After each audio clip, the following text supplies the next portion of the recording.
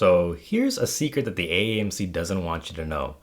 Pretty much every 50-50 question in cars is rigged, just like at a casino. So a lot of students might hear this and think, huh? What's going on? How can a 50-50 question be rigged? That seems impossible. But a lot of students who have taken the exam and the current versions of the exam can probably attest that there's a lot more 50-50 cars questions than there were on historical AAMC practice exams or even real MCATs that students may have taken in the past. So why is a 50-50 in cars different from a 50-50 in sections 1, 3, and 4?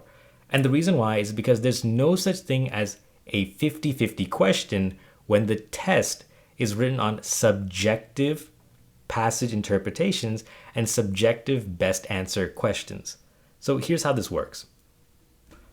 At MCAT Savior, we believe that these factors are probably the biggest distinguishing factors that pretty much make any 50-50 in cars not a real 50-50. Number one is passage-based evidence. If you've gone through our question answering matrix, you know how heavily passage-based evidence factors into answer selection. At the end of the day, it's very possible that even though you believe that a question is 50-50, there is a hidden piece of either explicit or implicit passage-based evidence that tips the scale slightly in favor of one answer over the other.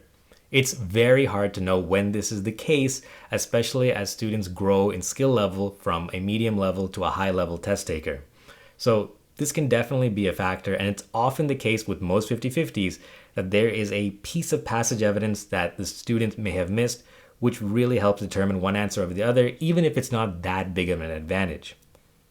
The other big thing, and one of the variables that no student really has control over, is test writer bias.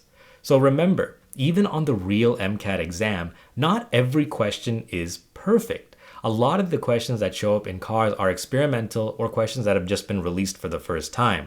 That means they're not statistically benchmarked. They could honestly just be a bad question or a question that's not very good. AAMC, of course, once they get the statistics back, will either throw that question away or modify the curve to fit. But when you take the exam, you don't know which one is real and which one isn't. So if a 50-50 shows up that looks like a 50-50, but in the test writer's mind, this wasn't a 50-50 at all. The answer was very, very, very clear. The student will be very confused on test day, but the test writer probably thought, this is a pretty easy question. Students should get it. There's no way to really account for this, and there's no way that a student should think of any question as being different from any other. It'll be impossible to find the sample and ungraded questions in a car section, so you need to treat every single question like it's the real thing. The last factor is also super important. Like we mentioned before, an individual can think a question is 50-50, but in reality, it might not actually be 50-50. There might be passage evidence that points one way or another, but another significant factor is a student's individual level of experience and skill set. For example, on a higher level cars question that comes down to maybe 3 answers left, a high level test taker might already have eliminated that one down to 2 answers left, whereas a medium or lower spec test taker might still be sitting at 4 answers or 3 answers. The issue here is that since everyone's individual skills and perception of each passage is subjective to themselves, they could be viewing certain questions as being 50-50 situations when in reality they aren't. Either they're too hard to solve at their current level, or these aren't 50-50s at all and there's something hidden in the passage that helps point one way or the other.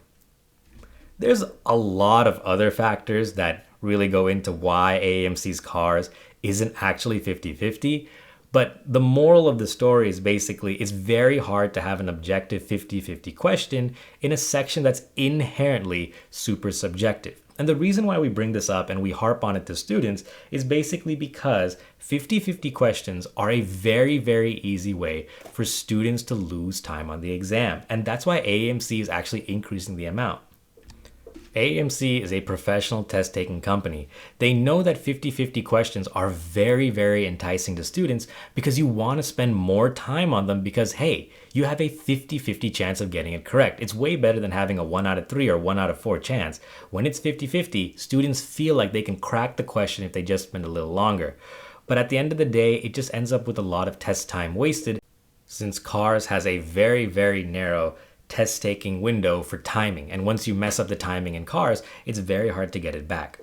Remember, every question on the test equals 1 raw point. So whether you spend 3 minutes 30 on one hard question or take 1 minute 30 for 2 easy questions, at the end of the day, the AAMC will not give you more points just because you got one hard question. Whereas you will get more points just by having 2 easy questions because every question is worth the same. And on test day, you're going to have to make some of these timing trade-offs if you want to have the highest score possible. MCAT Savior is pretty obsessed with test timing, skills, and strategies, and ways to get around the AAMC's tricks. So if you want to check out this full lesson, you can get it as part of Module 0 strategy set on our website.